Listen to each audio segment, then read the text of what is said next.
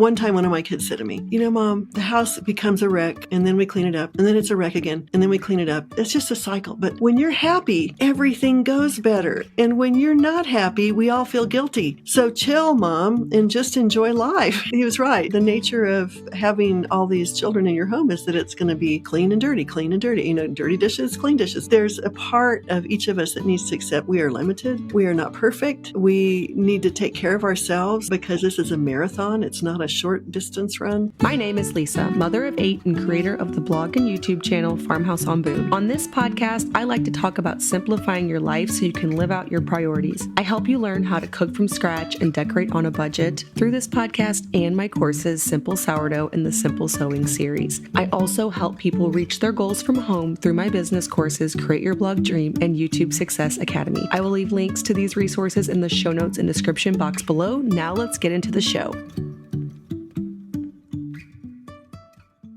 Welcome back to the Simple Farmhouse Life podcast. I mentioned in an earlier episode that this is the year of the repeat guest. A lot of the guests that we've had on in years past that you all were very encouraged by or just in some way very much enjoyed, whether that's entertained by, encouraged by. Well, today I'm having on one of those guests and one that seems to be a favorite of yours, Sally Clarkson. Now, if you read books, you've probably at some point encountered Sally Clarkson's work, as she has written a lot of them. She is someone who is on the other side of parenting in a lot of ways. I mean, obviously she's still a parent, but her kids are grown and she's moved into more of that mentor role, the friendship role, and she has a lot of wisdom to share. And I think that you're going to really enjoy this episode. All right, Sally, it is so great to have you back on the podcast. You are a favorite guest. A lot of people have put in many requests to have you on again. We're going to talk about so many things, eternal legacies, your new book, Well Lived. If you could start by introducing yourself for those who don't know you, and then also introduce your new book. You're always writing something new, it seems like. I'm about to quit. I think I'm about to quit. Oh. I am a mother of 4 adult children, 3 of whom live in the UK, and all 4 of my grandchildren are there. So I do go back and forth in Oxford and in London. And I love education. I love discipleship with my children. I love tea time, long walks, international ministry. And our whole family are hobbits. We just love to eat and talk. Perfect. So that's a little bit about us. Yeah.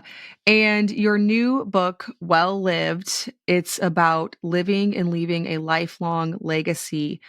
Can you tell us a bit about that and the purpose behind that book? Well, it's a long story and I'll try to make it short, but I think I read my children too many Tolkien and Lewis books when they were younger because they all ended up going to school in England, in the UK, and in Scotland. And because they took all those books to heart. But anyway, so a few years ago, one of my children had gotten a scholarship for her master's degree in theology there. And she said, Mom, you've got to come take care of the baby while I finish this degree. And so my husband got us a house, got me and my other daughter, who was finishing her PhD, a house in Oxford. And it ended up, because I worked in correlation with a couple of different churches there over the next 4.5 years, that I got to spend almost 5 years in Oxford. And when I was there, I turned 70. And I thought, I was just reflecting on my life. And I thought, I have had such a blessed life. And yet it has been intentional. The things that God graciously put in our heart to do, from really cultivating a discipleship environment, an organic view of faith in our home where the kids could feel like Christ was almost palpable, and knowing that we were supposed to worship God with our minds. So we filled our home with books and literature, and we needed them to learn how to work because there was always a lot of work to do. So that, and just learning how to walk in grace, because it's a very chaotic, difficult world. And I thought, I need to write a book that while I'm living in Oxford, because I had many hours to walk, and I taught 2 Bible studies with people from 40 different women from 8 different countries. And I was really pondering, what matters. And people need to build their foundations on things that last for eternity. And so publisher came to me and said they wanted me to write a new book. And so I thought, I want to write about leaving a legacy of gratitude and grace to try to live well. And so that's where this book came from. But the fun thing was, the publisher sent a team of photographers, editors, and several women came for a week, and they followed me around Oxford and took a picture of every place I used to go, coffee shops and the place I got my flowers and my grocery store and my grandchildren. And it was so much fun. So there are hundreds of pictures in this book, but hopefully a lot of encouragement if women find themselves in the middle of the difficulties of life in this chaotic culture and time. And I was wanting it to be an encouragement to them to know how to live well and how to leave a legacy of gratitude and of grace that their grandchildren and children could follow for many years to come. That's a long answer. That's the longest answer I'll give. No, that's totally fine. I think that's really important. I think when moms are young, not just young, but they have young kids, it's easy to lose sight of the bigger picture just because there's so many things that are going on. There's activities, there's to-do lists. And how did you set up these eternal goals and recognize their importance and then live them out even amongst all of the things that you had to get done without getting distracted? And I don't know if it's definitely probably a more challenging time today, but that's not saying like, well, that just means it's not possible. Well, Like we can't just do that, right? But long story short, I have all these long stories. Though I had gone to church when I was a young girl, I really prayed that if there was a God in the universe, he would make himself known to me when I was a freshman in college. And this woman came to my dorm room, 10th floor dorm room, in the middle of an afternoon and basically helped me to understand the life of Christ and what his purpose was for me and that he loved me. And so from that moment on, I began pondering if God came to the earth, what did he do? He chose to pour his life into real life people and real relationships. He taught, he loved them, he made them meals on the beach, he healed their family and friends, he affirmed them with his words. And so I really began studying Christ as my model of influence for my own children. And it continuously throughout my whole life led me to the right goals. And, I realized if I wanted my teenagers to believe that God loved them, that I needed to start out loving them when they were babies, that I was going to be the picture of Christ that they would eventually believe. So it was really just staying close to pondering the life of Christ, his values, his admonitions, as a radical way of living life in ministry. And so that's kind of a nutshell what we did. I wrote a lot about it in different books, but it was not being distracted. I think one thing I've realized as an older woman too is it can seem so busy when you have all these kids around, but you really only get about 20% of their lives in your home. mhm, What you do when they're little and when they're teenagers, eventually they're going to live 75% of their life away from you, right. making adult decisions. Mhm. And so part of what we did too is we started out with a long view in mind. Like, what do we need to give them in such a way that when they're adults and they confront difficulties and they have to pay their bills and they have to have relationships in marriage and with children, what what can we give to them in such a way that we're preparing them to flourish as adults with their own vision for how they can play their role, their story in the life of Christ in their time? And so we kind of had long-term focuses that were beyond just curriculum or activities. It was about reaching their hearts, giving them a vision, Mhm. inspiring them for a long-term flourishing life, if that makes sense. It does. It makes sense. And I'm so curious on a practical level, which I know in your book, Life Giving Home, you talk pretty in a practical sense about what this looked like. What kind of things did you have to say no to for your priorities to line up with your life? Because we can fill the schedules just to the point where it's like impossible to actually not lose sight of the eternal vision for all of this. Mhm. Was there a lot that you had to say no to along the way? Yeah, I can remember when they were really little, we were living in a small Texas town. We signed them all up for basketball. And we quit that really quickly because, for one thing, they all got chicken pox and then encephalitis and then pneumonia. Oh boy. Um, they kept going to the little classes and getting sick. But also, I began to realize I can't have all of them, and it ended up that it was 6 nights a week, between all the games and stuff. So we asked the kids at one point, we said, we travel and speak a lot, or we can stay home and do sports and activities. And we explained what it would mean and where we would go, what we would do. And we gave them a choice to have an influence on the schedule. And all of them, all 4 of them said, I would rather do the conferences and travel and have friends and do all the fun things that we do as a family. So we said, no, that's just a tiny example.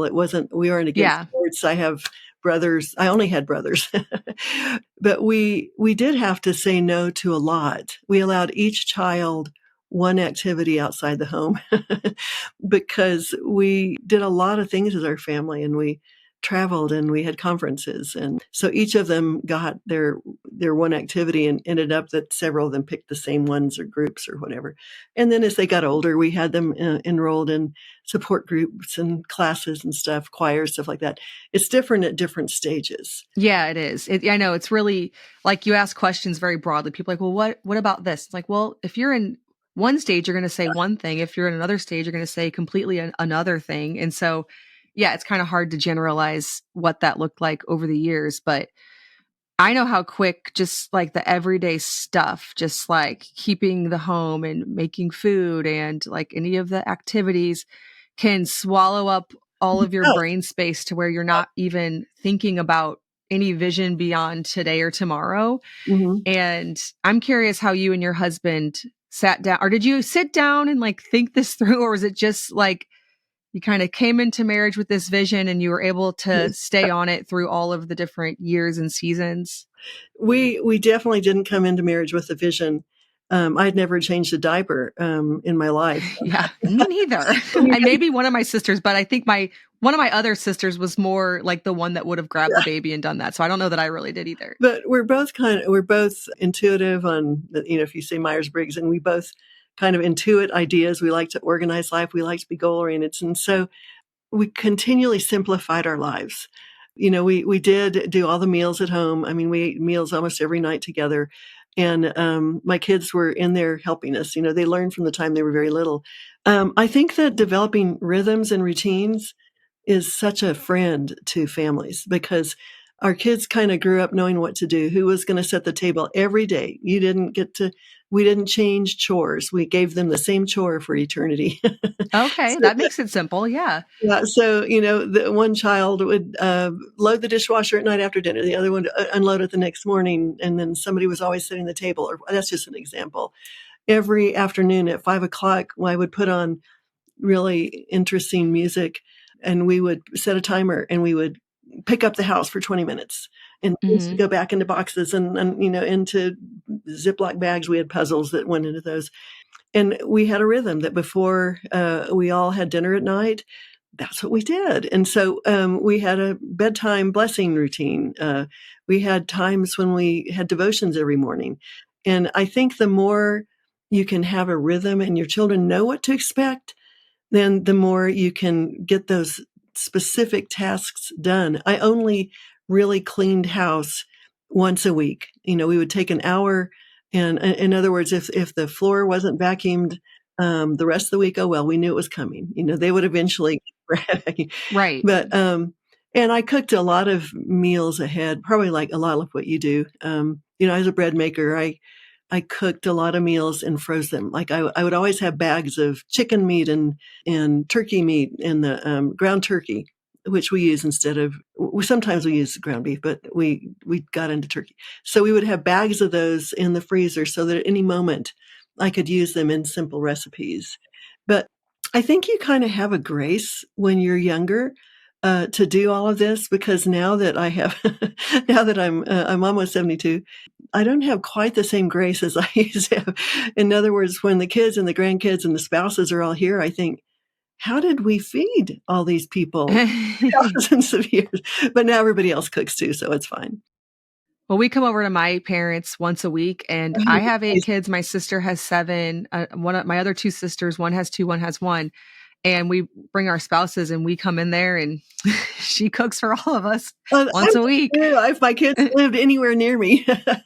Yeah, I know. I imagine that I'm really going to love that when I'm that age, but maybe it's overwhelming when you've been out of it for a while. But she never really got out of it because we kept coming, forever. Like that's always been this way.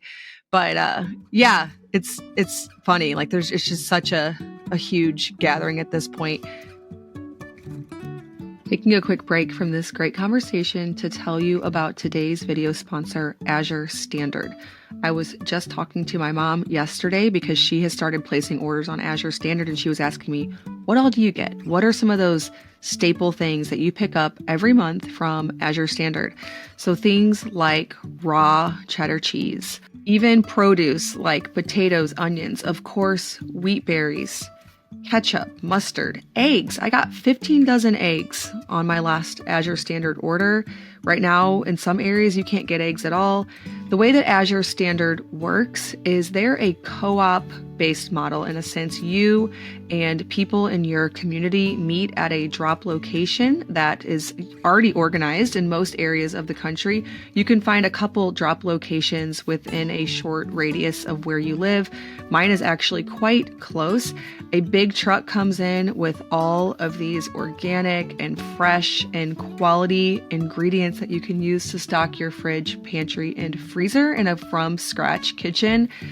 And they are for such a great price. There are things that I can't find here, and even if I could, they would be so astronomically priced, or if I drove down to the Whole Food store, they would be very expensive. If I'm trying to get like a tiny little block of raw cheddar, I can get those in bulk on Azure Standard. It really serves my family well. Now, you don't have to get it in bulk. That's something my mom was asking me. She was like, I saw that Laura, that's my other sister, got like 12 glass jars of honey. Do you have to get 12? You don't have to get 12. She just cooks for my dad and herself, well, except for whenever all of us come over to her house. But on a normal everyday basis, she doesn't need 12 jars of honey, but you can also get things in smaller quantities, like a 5-pound bag of wheat berries. You don't have to get the 50-pound bag that I tend to get for my larger family. So you can just see what items on there will work well for you for a better price, better sourcing. I really think you're going to love Azure Standard. Now, Azure Standard is offering 15% off your first order by using my code SIMPLE15. So you can head to Azure, Azure, standard.com, find a drop location near you, and they are offering 15% off orders of $100 or more to a drop location near you. I really think you're going to be impressed with the selection there. Again, azurestandard.com, use the code SIMPLE15. Yeah, I like the simplicity of establishing these chores. I think a lot of times we overthink that. We come up with all of these different Chore charts were my enemy. same. Yeah, I'm like, we don't do that. A lot of times moms will ask me, like, what about seasons where they feel really unmotivated, very overwhelmed with just like the basic everyday stuff, just like keeping the house, making the food. And of course, this could come from somebody who's in maybe a season of like 3 kids under 4 or something like that. But what do you say to those moms who feel like I don't even have the motivation to even establish something like that? Like Well, I think that's such a good question, because a lot of what I write about is when they get a little bit older, because I think sometimes you do have survival. My children were all ear-infected asthmatics, and Okay. they were in and out of the hospital, and I didn't sleep for so many years that I thought I was actually dying, and people were going to feel sorry for me when they found out.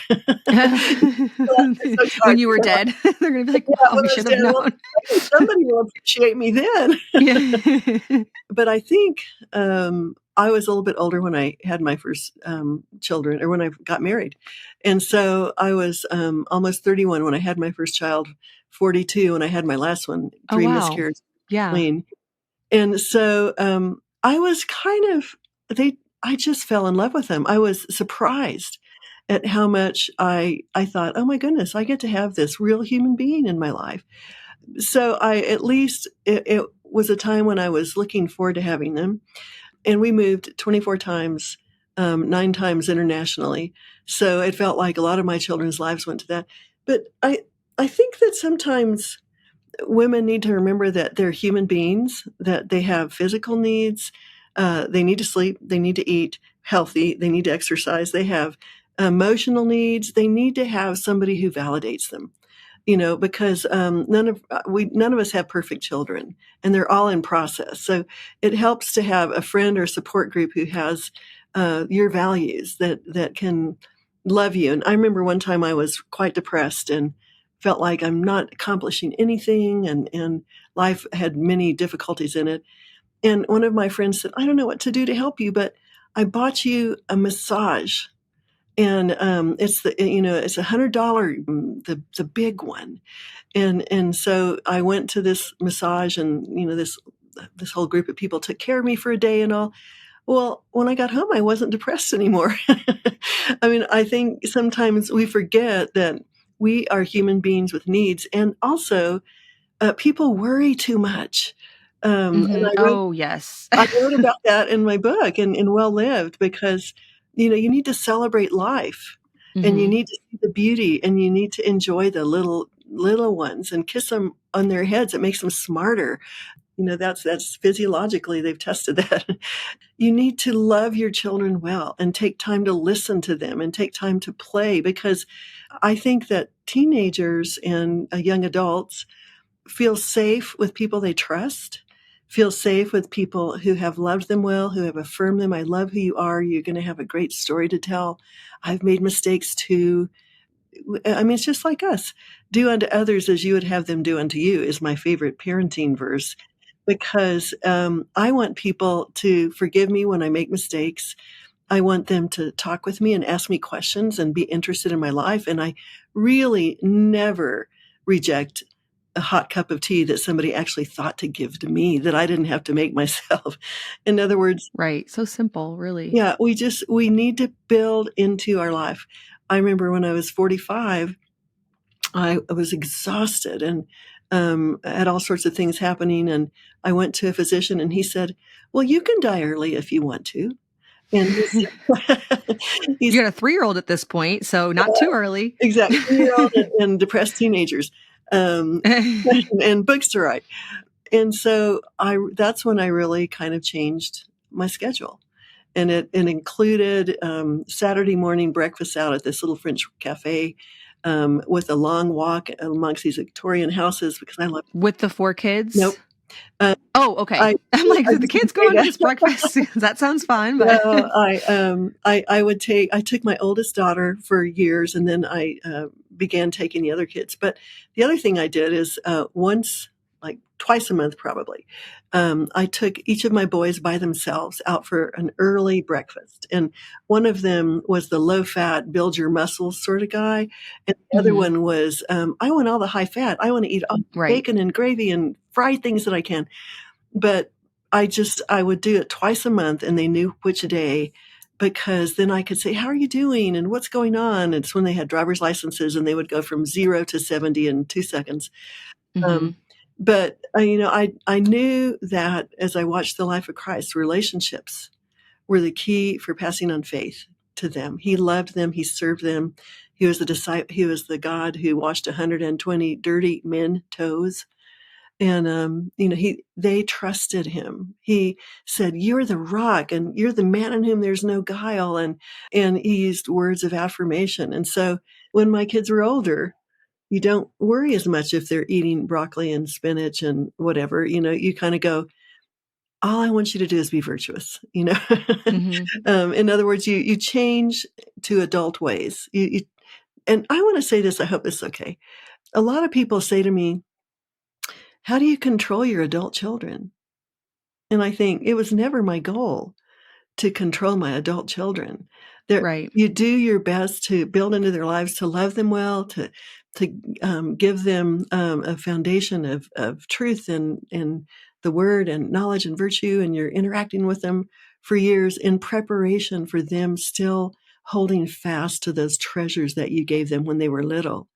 And then I stay close to my kids. I love them. I bribe them. I'll send them a gift card for coffee, or I'll call them at certain times. Or I try to build into their lives still, because they're living in a chaotic world. But I think they need encouragement and support now more than ever, because they're all living really idealistic lives in a very chaotic world.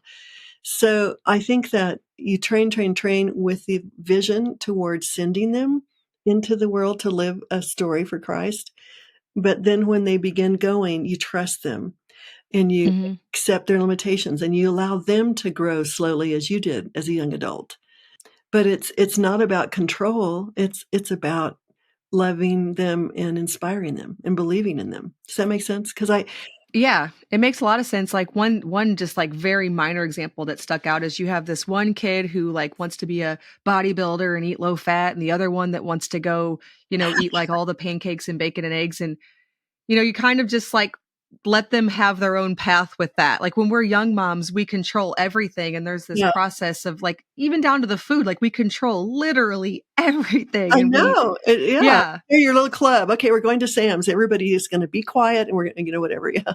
Yeah, and you can only get away with that for so long. It happens as a process. It's not like, well, you're 18. Like it happens, where my oldest is 16 and she kind of usually sleeps a little past a lot of us. And so she makes her own breakfast. And I'm not like, did you get your protein, your carbs? Like she Yeah. just eats what she eats. Like she makes ice cream before bed. I don't know. Like there's stuff in the sink when I wake up. Like, it's not like I'm, you just slowly they read their own things, they have their own opinions, and of course you can give your opinion, but at some point you just kind of support what they're learning, and there's that process. I love that you said that, because I think if you haven't built most of your ideals into their lives by the age of 14 or 15, we could kind of tell that our kids were through with mommy at that point. Not with me, Hmm. but they didn't want to be mommied anymore. They had developed a lot of their opinions and character and this and that. And I agree with you. You have to very slowly kind of pray about it, and let them, if they're ever going to be leaders or responsible in their world, we have to validate their choices, their personality. The other book that just came out with us is called Uniquely You. And it's basically about the fact that not one of us has the same fingerprints or DNA. And that if we don't recognize the individuality of each child, of each person, and motivate them according to their personality, we're going to lose the ability to influence them as much, because each of us responds differently. I never knew how different my children would be as a. Oh man, I was going to ask you that because that was a question I got on a recent Q&A, was how do you deal with so many, or first they asked, do you deal with a lot of different personalities under your roof? And I'm like, oh boy. And then like how do you, like, do certain ones hang out with other ones more, like they mesh more? And then are there certain things that, kind of personalities that rub each other the wrong way under your roof, and of course there is. So how did, and that's a very loaded question, but how did you deal with that in your home? It's so apparent that kids are so different. Oh, it is. It's so different. And I think that this is the two-part answer. We wrote this curriculum called the 24 Family Ways, which was basically 24 biblical principles that we wanted them to live by. This is who the Clarksons are. We treat one another with love and respect. We honor our Lord Jesus Christ. So we kind of had that as a training basis, like we could always go back to it. Is that the best way that you could have used your words? Is there anything you can do to serve your brother? Is there any? So they all had the same virtue heart. Right. We talked about that, but we had two introverts, very introverted, and two extroverts. That Um, couldn't be more different. Yeah. and on Myers-Briggs, you can use whatever thing you want, but Clay just used that in counseling with a lot of people. But our kids were all extremely different personalities, but oddly, it's so Clarkson. Most of us measured, like if you charted out Americans, almost all of us were one percenters, which means that 99% of the rest of America didn't have our personality. Okay. One of my children, he would come in and say, "When are we going to have lunch?" at 3 o'clock in the afternoon. I'd say, "Well, all of us ate 3 hours ago." And he was so, Where were you? yeah, he was so, he's an artist and he's a composer, and he would be so into his worlds that, Yes, yeah, in your own world. and Yep, I have a few like that. I was like that. My mom would always say, like, "Just where are you? Hello?" yeah, Like, "Hello, I've called you 4 times." yeah. And now he's a composer in London. And so I think that instead of criticizing personality, you look at them and say, okay, God, give me wisdom. There's certain things that everybody had to do, chores and Right. work at conferences. And, we all had devotions together and we all had other things. But then I tried to give them freedom to cultivate who they were. And if you expect them to all behave the same, like if you're a real controlling parenting philosophy, it will not work. If kids feel that you don't trust them, love them for who they are, validate them for who they will not trust you or open up to you when they're adults. I've seen it over and over again that a lot of times, and that's why I made time for them. The 2 breakfasts out, the Saturday morning long walk. But my kids by that time were my good friends. But I made independent time for them so that they could, not a lot, like I had these cookie dough balls in my freezer. And if I felt like somebody was falling apart or needed some attention, I would say, let's go have some time in my bedroom was my office. And my couch in my bedroom was my office.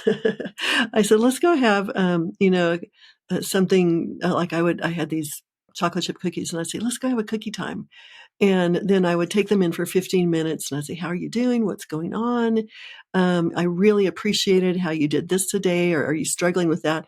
It's just 15 minutes fairly regularly. But I began to see, and of course, all my friends say, "How did you get your children, to be in these academic schools and all that? And was that your goal?" Absolutely not. I was just trying to make it. Um, but we did develop our own philosophy of education, which is, I knew that I couldn't do curriculum with all my children. I thought it would kill me. Mhm. And so we only did very simple language arts and 1 year of math apiece for each child. But everything else we did together. We read the best books, the best history, the best science. We went to museums and talked. We had this, what we call a life giving table. Every night was a discussion. What books do you like? What heroes do you have? What did you think about what went on the news today? And I think that most of our education of our children happened by mentoring them over the dinner table. Mhm. I figured that you're gonna have thousands of meals with your children, and so we thought, let's use it to be a place of interest. We'd bring movies to the table and, ideas and books and controversial things, and, it was exercising their mental muscle, and the main goal that we had was not to cover every single thing in the world because no one can, Right, but yeah. it was just to give them a love for learning. Yeah, that'll carry them through the rest of their lives, which you can learn so much more if you're gonna keep doing it. Yeah, and if you love it, if you're validated in it, and that's so interesting, well, tell me more, or, if they learn to love learning, then they can teach themselves anything they need to know, but that love for learning is what motivates them to be lifelong, you know, pursuers of knowledge. Yeah, and they can take that in the direction that their personality leads them, which Right. is going to be very different for each one. And I think that's where a lot of moms get worried and overwhelmed, especially homeschool moms, because they feel like they have to everything their child's going to learn, they have to put into their brain. That would be very overwhelming if everything that they had to actually learn, like you had to tell them at some point, that's not actually true.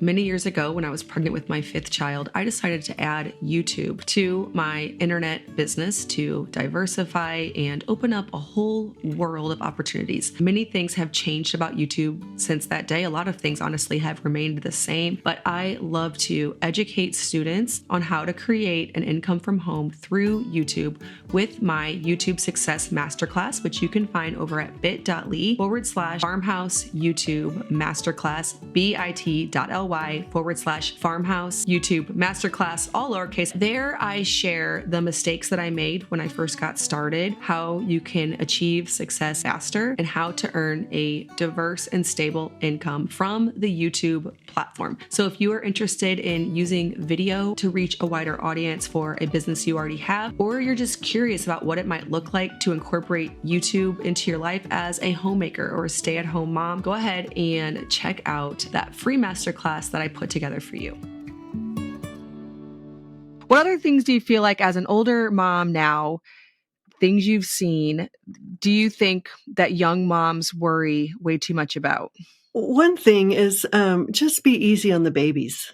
I had this sweet mom recently who wrote me a letter and said, I think she had a 2.5, an 18-month, and a baby. And she said, they just don't clean up the house like I want them to. Oh, and I chuckle, but like with some perspective, that is funny. But I understand, because I was that mom for sure. Like, I was 100% that mom. Yeah, and I think, I was talking to my daughter Sarah, who had 4 children in 5 years, and she said, "No, you take them in your hands, and you're going with them. Oh, we're going to pick up the toys, and you're going to help me. I just so appreciate this, and let's turn the music on." And like, you're training all the time, but you don't need to worry so much. Just kiss them a lot and love them a lot and talk to them all the time, and give them routines that they make them feel secure. I don't know if you feel like that or not, but I just, it was so fun I have spent a lot of time with my kids in Oxford, and it's like deja vu. I mean, my daughter realized that while my grandchildren were eating, they would listen. And so she started reading to them all of these incredible books that she has stored up from the time they were babies. And they all sit at the table, and they all, are eating slowly and listening and interacting and everything. It was a double use of time because everybody has to eat, Mm-hmm. and she wanted everybody to listen. And so that was just a rhythm that she did. But the thing is, it probably took you and me years to figure out our philosophy, years to get all the rhythms going. And one time, one of my kids said to me, Mom, the house becomes a wreck, and then we clean it up, and then it's a wreck again, and then we clean it up. And they said, it's just a cycle. But when you're happy, everything goes better. And when you're not happy, we all feel guilty. So chill, Mom, and just enjoy life. I realized that he was right. The nature of having all these children in your home is that it's going to be clean and dirty, clean and dirty. Dirty dishes, clean dishes, dirty. Right. And Yes. I think that there's a part of each of us that needs to accept we are limited. We are not perfect. We need to take care of ourselves because this is a marathon. It's not a short distance run. And we need to learn. And just don't try to don't try to do what you're telling them and I'm telling them when they're 9 weeks old. Right. Yeah. Give children time to grow, to fuss, to, just get those rhythms and those vision that you want to have for what you want to do with them. But they do grow out of stages, and they do grow up. All children mature. It's just built into their little lives to mature. So Right. don't expect too much of babies. Love them, kiss them, train them, give them routines, and then you'll see that your life will get easier in some ways and more challenging in others. But I think the golden years are when they're old enough, they're potty trained, and they can read, but they're not teenage hormones yet. Well, you were mentioning too, like giving them routines when they're 2.5, 3. And I did great with that with some of my kids. And then with some of my kids, totally dropped the ball. Like I did, the first two, like we did all of that. Then there was like a couple where it's like, it didn't really make you do anything till you were like 6. But I do want to say, if you miss the boat on that, it's not too late. Like my kids who No, I it's drop the ball on, they do their uh chores now. Like I didn't do a good job when they were 2 being like, "All right, little buddy, let's go do this and that." Like I had too many kids in too many years, but now like that third one, he's 11. He does so many chores and he doesn't argue about it. And I didn't teach him when he was 3, 4 or 5. Like that I that is miss such that. a good point. Yeah. No, I totally agree, and then there's the children that, you'll say, "Okay, it's time for us to clean up," and they fall flat on the floor dead and say, "I'm just so tired." Right. My legs hurt. That's one of the things my kids say. Like your legs always hurt when we're about to clean. Yeah. A little kid. I know, and, Yeah. I think you have to have a sense of humor. I mean, maybe the person whose house I was in where their child did that didn't laugh. I just laughed hysterically because they were such a drama person, and, just they will catch it. They will grow. I think it's kind of establishing a positive peer pressure. Don't you feel like with having so many kids, with me having 4 kids, they kind of became this little, "Oh, this is just what we do every day." And, Yes. they've Yeah, like if you really do a good job with maybe the first couple, like it kinda rubs off on the ones below them, right? and Like yeah, and some kids are just gonna be more organized and neater by personality, oh, yeah, absolutely. and some are gonna have their car keys in their hand and say, "I can't find the car keys." See, and I'm like that, and so that's why I have all these children that are kinda like that too, and so Me too. I put that into perspective when I compare myself to somebody like my sister who was cleaning up after me, even though she's my younger sister from the time, we were little kids. Mhm. And so her kids are all clean. Well, yes, it wasn't all teaching. It was Yeah. literally natural. It No, was it's personality. No, I'm the same way. yeah. I am not a detailed person. I'm a visionary, I'm an encourager, I'm a lover, and, I think that what every mom of children needs is somebody who cleans their house on a regular basis. In other words, we had to do it, but, I wasn't as natural as, like, Yes. my husband safety pins his socks together so that they'll all be the same age. So when he washes his laundry, Oh, he wow. pulls the socks out that just match. I, however, don't safety pin my socks together. I buy all black socks so that way we can lose several and not have to worry about yeah, that's the kind of level we're at here. So, and we buy 2 sizes and the little kids wear this size and then myself down through about the 4th kid wear this size. That's a great idea. Yeah. Yeah, it's all in a big bin and that's where I even get my socks because that's the level that I care about that. But you were talking about your friend or somebody that you were in their house and then their little boy threw himself on the ground and maybe it was funny to you. To her, the one thing I feel like that made earlier motherhood really hard is that episode alone isn't really that annoying. Like for an outsider, it's kind of funny, but I think it's the sheer like terror that you're messing that child up that actually makes that so hard and stressful and overwhelming. The things that moms are carrying and having the perspective of when they do, if they do that when they're 5, but you keep, like instilling this routine, they will grow out of it. Like they will eventually not do that. Well, and I think too, women, I mean, make your house a place of enjoyment. Don't make it a house of anger or performance. You have no guarantees. I think I might have mentioned earlier, I had 3 friends that died last week. And Oh, wow. No, you didn't. I feel like we knew that if love wasn't the foundation and grace, because Clay and I made a lot of mistakes, so we believed in the grace of God and to be patient with them and to love them for who they were and be gracious to yourself. I mean, it's amazing that all these women have these ideals and that we have to learn as we go. But the environment that's going to work, I think that anger tires you out. I Mhm. think that And worry self-condemnation and stress and and fear. worry, yeah, it tires you out. And I would say if there's anything that you can do to try to put your anger or your fear or your worries in the file drawer of heaven, and if you that's what part of my book, Well Lived, was about too. I talked about the fact that if you don't make delight a part of your life, like, I we had a lot of devastating years, and I learned that those circumstances would eventually change one way or the other, but that if I cultivated joy and looked for beauty and loved in the midst of it, that we all did better. We all lived well through the difficulties of life. And that's a habit of your heart that you have to learn how to develop and learn how to practice.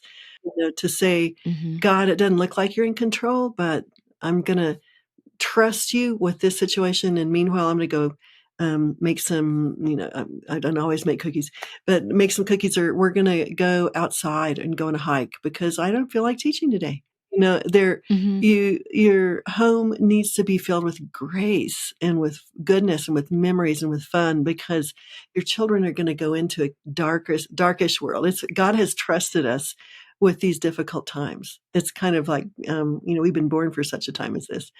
And how are Mhm. we going to pass on hope? And how are we going to pass on, peace? And how are we gonna pass on faith during this time in such a way? One of my kids recently said to me, you thought it was all the birthday breakfasts and all the, those wonderful things that we did that impacted us. But he said, I think the thing that was most impactful was we watched you walk through hard times, and we had a pattern for how to walk through hard times in our adult life now. And knowing that you were choosing to trust, choosing to forgive, choosing to love shaped our lives more than you knew, because we were watching you to see how to handle life. And I just think it's so important to don't compare yourself to people. Don't have expectations, like you said, nobody can ever teach. There's not a list of these are the only right books. There isn't a list. It doesn't exist. There is no way that if we're really paying attention to their hearts and to our family and to life and all the things that happen, there's no way that we can check off every single box from the goals that we have. But I don't think that God ever required that of us. And that's what we wrote about in Uniquely You. But I think what he wants us to do is to cultivate peace, to cultivate faith, to live by grace with ourselves and with our children, and really to enjoy the small times that we've been given until they leave. And now I miss my kids every day. Yeah. Yeah, we talk so much about enjoying just the everyday mundane life because that's where we find ourselves most. I think we look forward to big things like, oh, we have a vacation coming up, or Mhm. like right now we're building a house, like when the house is done Oh, and on the yeah. farm. And there's all these things like, but there's so many mundane, like today it's 5 degrees out, Oh, yes. just, kind of like blah days. Like, what are some of your tips for taking those days and finding little ways to just like make your home that joyful place where just the everyday things are the beautiful things? We made time every day for pleasure. I learned that when I was 45 and the guy said I was gonna die early. I didn't wanna die early. Uh, People do tease me and they say, "Is all you sit around and do is drink tea?" Yeah, pretty much. No, Wonderful. Yeah, on a day like today, that sounds I great. know, but we every day, no matter what, at 3:30 or 4 o'clock, and tea can be, it can be water, orange juice, hot chocolate, coffee, it can be whatever you want it to be. Mhm. But every day we all sat down, and it's funny because 2 of my son and wife were here for several months with us this summer because, it's just a long story. And every day at 4 o'clock in the afternoon, Clay and those 2 went out on our deck in their backyard, and we had tea time and talk. I mean, it was just so much fun. We have never quit doing it.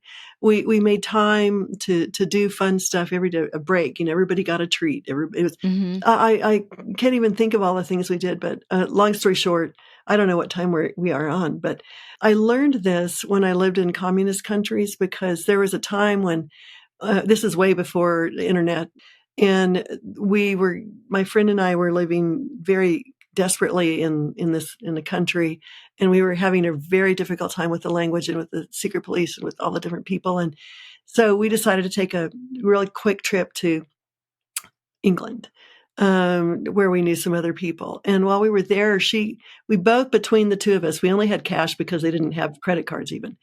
And, we had $700, $725 worth of cash between the 2 of us. And she got a toothache and had to have a dentist work on her. It ended up costing, something like $648. And we had like 2.5 weeks left because we were going to a staff Oh, training wow. and we had no money. But we knew that we would be fed at the conference. And so, but it was my birthday during this time. And she said, "We're going to go out for your birthday." I said, "We don't have any money." And she said, "I have enough for us to split one piece of treacle tart." So we went to this little cafe, and all of a sudden, this little alarm went off. Beep-a-dee-dee-dee, beep-a-dee-dee-dee. And I went, everybody in the cafe looked around. Well, she had set her little, there's a calculator in those days. She had set her calculator for 5 times to go off while we were at the cafe. And every time it went off, she gave me a little gift. And, she had wrapped them all, and, one of them was in, were earrings, and other was a little box to put them in and stuff. And I said, "We don't have any money. How did you do this?" And she said, "I planned for delight ahead of time." And she said, "For 6 months, I've been looking for tiny little gifts, knowing that we were gonna come to this place." And she said, "Because I plan for delight, I always have something to give." And so she gave me these 5 little gifts. Well, then we ended up doing it later on with some of my other kids. They just love the little beep, beep, beep, beep. But the point is, and the point of the chapter and point of it in life is, I wanted to become a person of joy. I Take Joy was the name of my first blog. I thought, it's something you determine to do, you cultivate it, you pass it on to people. It's a persona that I thought Christ wanted me to be in my life. But we had been in terrible situations in Mhm. communist countries. I think whatever your personality is, name 5 fun things that you can do as a family. We're hikers and walkers. We go miles, out in the snow and with our dogs, and, they're just things that we particularly love doing. And Mhm, right. but if you don't include pleasure and humor and, movies that are delightful, or what, if you don't include pleasure in your life, you will become a grump and you'll be exhausted. I think most of motherhood is pretty exhausting. But if you don't take care of yourself, and if you don't, whatever you sow is going to reap. I mean, whatever you plant is going to grow. So if you want to be a joyful person, it has to be planned and it has to be practiced. And, I don't know if that helps or not, but we included a lot of humor. I have a couple of children who are on the spectrum, and, you have to live with grace, and you have to live with fun for you to make it through all of the different things that they're gonna experience in their lifetime. Well, and it's So, interesting because it does take being intentional to have these little things to look forward to, and I think a lot of times we're just kinda waiting for somebody else to maybe bring it up, like, just yeah, for an exactly. example, yesterday morning, my sister texted our family group and she was like, "What do you guys think if we all go to," like, we never do this. I mean, we do, but not like it's not something that happens every Not week. I mean, regularly. it happens Yeah. probably ends up averaging once a month, really. It's not like a set Mhm. time, but she's like, "What if we go to dinner tonight and go to the thrift shop? The girls want to find, this or that." And it's funny how many times when you do that, you find that people have nothing going on. Like, sure, like, what were Yeah. we gonna do? And it's funny because, like, the same thing happened with recently, some of my daughters wanted to start a little sewing club. And I'm like, just Oh, ask some people from church, and there they show up. It's just funny because you think people are so busy, they have no time in their schedules, and then you're just like, "Hey, will you come over on Tuesday nights at 4?" And they're like, "Sure, we'll be there." And it's like, "Well, what were you doing before?" Like, you just can. I think taking initiative is so important. I've had to start almost every group that we've ever had in my home. Yeah, you talked about that on the last episode quite a bit that you were on for here. And I think that was just such an eye opener because I think we all think, well, other people have stuff going on and I don't have stuff going on. It's like, well, maybe you just have to literally just ask around and people will be like, oh, yeah, I had nothing going on either. Like you just didn't Say know, right? something. And everybody's not confident, for you to have a bunch of people in your house, so a lot of people don't invite, Well, in and my current house, it's not like that could be a legit excuse because it's quite cramped, but still people show up and still there's enough room to get out a couple sewing machines. It's not like a sewing room. But yeah, like we come up with these excuses or we also aren't confident enough to think that people will want to or they already are too busy. Oh, they probably got stuff going on. But then when you ask, like yesterday my sister asked, 3 of the 4 sisters and my mom showed up. yeah, One of them couldn't. Mary. Yeah, and then like the sewing club, several girls could show up, not all, but several. So it's like maybe people are kind of waiting for you to just come up with some random thing and call it, like tea time or just whatever, just something random. But I think that is so important. What a great story that is. And I envy your family. I want to be one of your sisters. And some all your stuff. yeah. When we lived in Oxford, we were there during COVID, and so we weren't allowed to have anybody in our house. Only 5 people at the most, and only one outside or two outside family members. And I wanted to do a Bible study, and it ended up that we had this little house that had a garage. Nobody had a garage. And so I thought, oh, a garage isn't in the house. So I just put out on Facebook, is there anybody in Oxford who wants to be in a Bible study? And we opened our garage as the place where people met. There was junk everywhere, stuff everywhere. But we put out a little tea tray with the flowers on it and, brownies or cookies or something. And we had 15 women that showed up. We didn't even Yeah. count Isn't that them. funny? Yeah. Like, And it was just you thought they were all so busy, had, maybe had no interest, but they're all waiting for you to open up your garage that isn't fancy. And we had to do it in the garage because it was raining outside. We could have done it in the driveway because the driveway was not inside the house. We weren't breaking the law then either. But, our garage, I mean, people loved that we were there. Mm-hmm. Yeah. I think it's such an important point to make that the way, we talk, like one of the questions I was going to ask you was, what's the way to reach the hearts of your family, your friends, your coworkers with things like hospitality, feasting, giving people a place to belong? And I think that's just kind of the key, like very imperfectly making plans, just reaching out. And it might not be fancy, like you don't have to have the best accommodations for people to want to get together and have something to look forward to. Well, I think there's so much isolation and loneliness now. I know I've gone through a lot of lonely times from all the moves. And I think that women love to be a part of something. And oftentimes they love to help. They don't mind helping you clean up after a really messy Bible study or group of women who are over. People just want to be listened to, seen, loved, and a part, to feel like they're a part of someone who loves them. And I think that's what a lot of these groups are. Whether it's a sewing club or let's meet at the secondhand store every Thursday night, whatever it is. Right. Yeah. Yeah. Yeah. Yeah. Well, this I think has been so encouraging. Tell the listeners where they can get your new book. Is it out now? I know it's new. Is it currently for sale or on pre-order? Well, but we did not mean to have these many books come out at the same time, but it just happened. But yes, you can get Well Lived. It's really a fun and a beautiful book to look at if you like picture books. It's an adult picture book. It's anywhere they sell books, and the same with Uniquely You. It just recently came out a few weeks ago. So we love messages because they were what shaped our lives, and so I hope that people will be encouraged by them. And yeah, and you can find me at sallyclarkson.com. Yep. Every one of your books is so encouraging. So if you're looking for more encouragement like this, then make sure to go where books are sold, search Sally Clarkson, and grab any one of her books. So thank you so much for joining us again. Oh, it's always so fun to be with you. And I'm so encouraged to know that you have my personality. I just assumed that you were a detailed person who had all your act together. Now you made me feel good. Yeah, it appears that way, maybe. I mean, yeah, I maybe do to an extent, but not like in my physical space, really. That's a challenge.